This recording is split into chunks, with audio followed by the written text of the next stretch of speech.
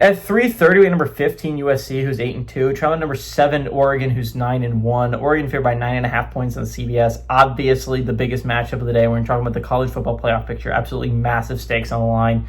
Jaden Mayava has gone 201 to 301, thrown for 2,868 yards, 18 touchdowns, 6 interceptions. King Miller's had 99 carries for 718 yards and 5 touchdowns. And Mekhi Lemons had 71 catches for 1,090 yards and 8 touchdowns. Dante Moore has gone 185 at 254, thrown for 2,190 yards, 21 touchdowns, 5 interceptions. Noah Whittington has had 76 carries for 623 yards and 5 touchdowns. And DeCorian Moore's had 28 catches for 443 yards and 3 touchdowns. USC is 38-23 against the Ducks all time. Last 3 games have gone to Oregon, though, from 2019 to 2023. And they have won 5 of the last 6 times these two teams have played. 2011 was last time USC was able to go on the road and beat Oregon. Lincoln Riley is 0-1 against the Ducks, and Lanning is 1-0 against the Trojans.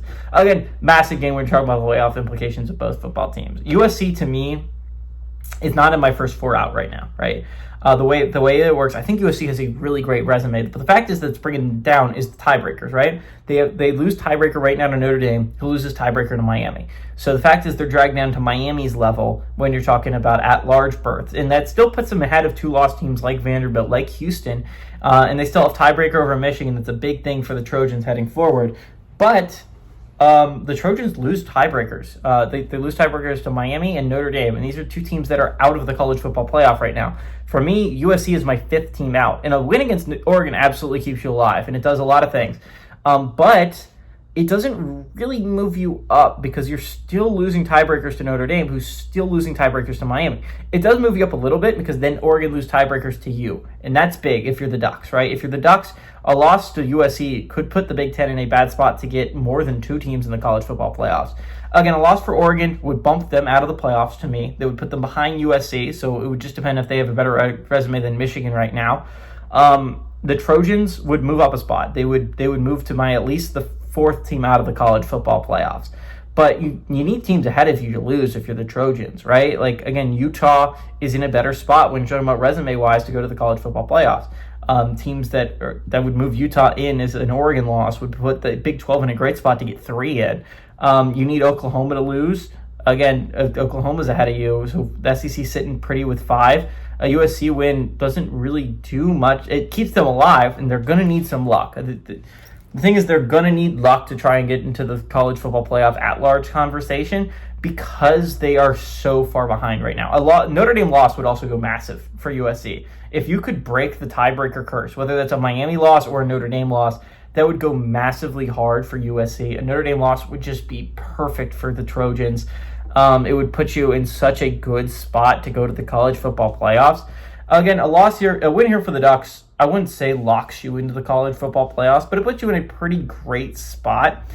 Again, USC and Oregon, big game here, obviously, because if USC loses this game, they're out of the college football playoff picture. And that's massive when you're talking about implications. An Oregon loss here would really hurt their college football playoff odds. I wouldn't say kill them entirely, but if you finish 10-2, I expect there is going to be a massive pile of 10-2 teams this year. It definitely looks like we're going to have a massive pile of 10-2 teams. So, I mean, tiebreakers look like they're going to come into effect. For instance, in my top 12 right now, there are 3 two-loss teams I have making the college football playoffs in Oklahoma, Alabama, and Virginia.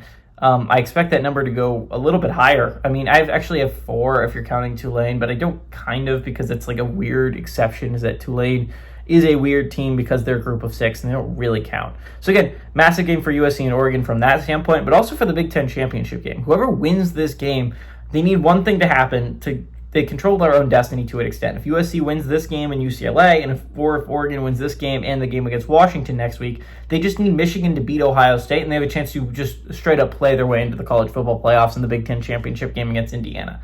That's obviously going to be, you're hoping for for a Michigan win. But if USC or Oregon can win this game, you're just going to hope and pray for a Michigan win, and you could be in the Big Ten championship, not only playing your way into the college football playoffs, but a chance to play your way into a very high seed in the college football playoff. A win over Indiana would do numbers to your resume, USC tiebreakers wouldn't matter anymore, right? If USC could find a way into the Big Ten championship game, they could be seated ahead of Notre Dame. Tiebreakers no longer matter if you can find a way to win the Big Ten championship game if you're the Trojans. So I think it's going to be really interesting. I think this is a big game for both teams. And I kind of like the Trojans to go on the road and make this college football playoff picture a little bit more interesting. This would be a big win for the Utah fans everywhere would be screaming, because this would put them in a good spot to go to the college football playoffs, especially if the Oklahoma thing I said earlier happens. It could also open a spot for 2 ACC teams. So I like the Trojans to go on the road, and I like them to pull off this upset.